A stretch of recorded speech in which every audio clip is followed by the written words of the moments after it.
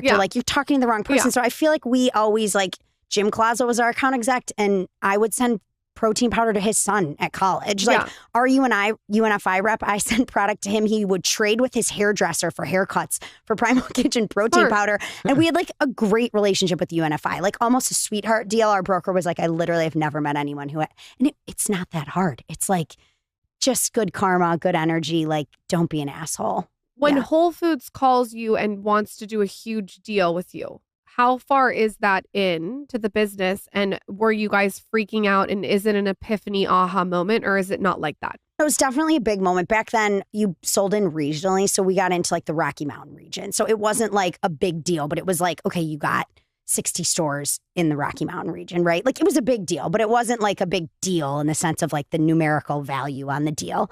But yeah, every win at that, anyone who says yes to at that phase is just like a big deal. You know, I remember like Mark had to go meet with Publix on the same day I had to meet with Costco, and you're like running so fast. I feel like at a certain point, you like don't even have enough time to celebrate all the wins that are happening. What are the things that you look back on, like the points where you guys really peaked? Like, is it when you launched ketchup? Is there a certain retailer you got in? What are the things where you can remember just feeling the success?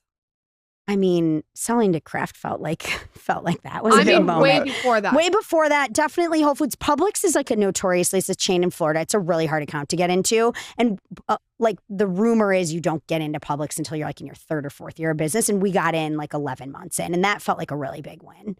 That was meaning huge like they for just us. vet the companies and make sure they're going to be legitimate. And there's like only one broker they like to talk to. So if you don't have like the right broker, you like can't even get a meeting with them. They're just like notoriously like kind of hard to get into. Did you guys the whole time know you wanted to sell, or did you kind of just say, we're going to see what happens? No, Mark and I knew we wanted to sell. Like, he was, and I think that's really important. Like, I give advice to a lot of, like, people are always calling me and I'm like, well, what do you want to be when you grow up? Like, and if people can't answer, I'm like, look, you don't need to lie to me. Like, if you want to sell your company, it's fine. Like, you know, it's totally fine. Like, I'm cool with it.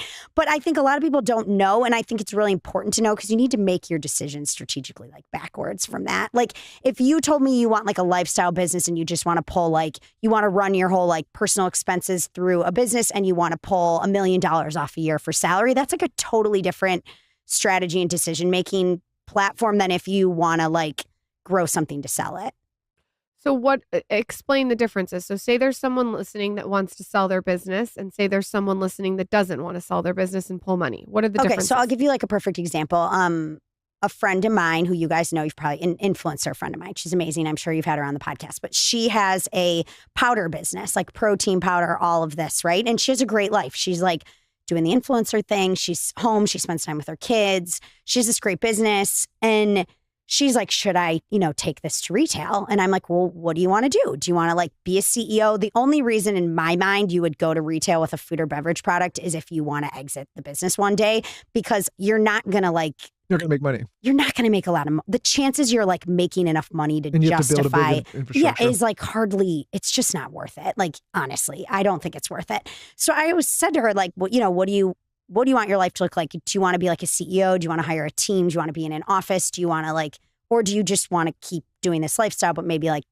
make more money? And she decided like, yeah, forget it. I like don't want to go to retail. There's just a lot more involved in that. And I think some people who are in retail, if you want to sell your company, in the end of the day, you're really like need to figure out what the strategic or the private equity buyer wants, right? So like, in the food and beverage space, it's like they want growth that their like brands can't achieve on their own, right? So there's only like you don't really want to buy like a healthy Hellmann's mayonnaise, right? Like, it just wouldn't feel right. Like, my father-in-law in Michigan's like not buying. He doesn't want Heinz to make like an organic, unsweetened ketchup. It just doesn't like fit the brand. So in order to grow, they need to like tap new brands and new audiences. But like, if you back it up even further from that, when we sold the company, we had never done $1 through the register at Costco, Walmart, or Target. So when we're going to pitch selling the company, there's like so much white space. You're really selling white space. Like, you're saying this has not been done, and look at what you can do and how much growth it can have. We did $50 million in the natural channel, and Whole Foods is our biggest customer. And like, Kraft Heinz has never even called on Whole Foods, right? So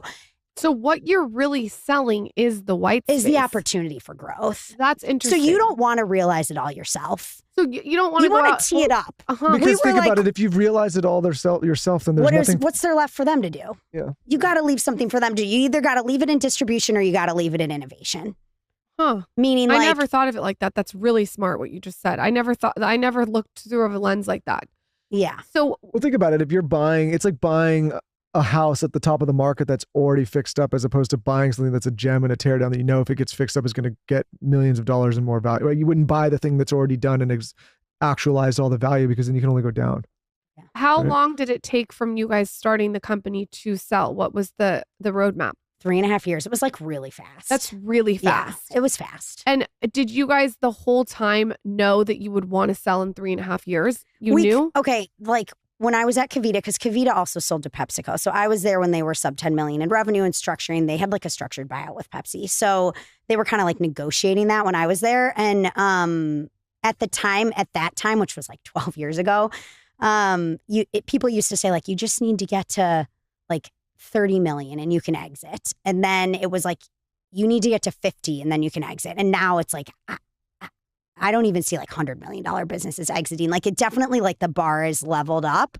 So I think Mark and I knew like around where we wanted to be. It just felt like a good time. And we were worried. This was like the end of 2018. This is funny because like little did we know what we were in for. We were like, we don't know the election, like this could get crazy. And then like COVID happens, like, you know, after we sold the company, yeah, right? But I imagine that was good for that particular business because more people were at home cooking, yeah? Yeah, but like a lot of big brands got prioritized, to be honest, like in the Targets of the world, like they couldn't deal with the broken supply chain from like smaller distributors. So any brands that were selling, you can sell through a distributor or you can go direct to like some of the bigger chains warehouses. Like some of the bigger brands were selling direct to the bigger chain warehouses and they like, it was helpful, but it wasn't like, there were some challenges. What does the whole process look like from beginning to start? Is Kraft courting you from beginning to end? Is Kraft courting you? Did you poach Kraft? Did someone set a meeting? Once the meeting starts, how long does it take to sell? I'm so curious to hear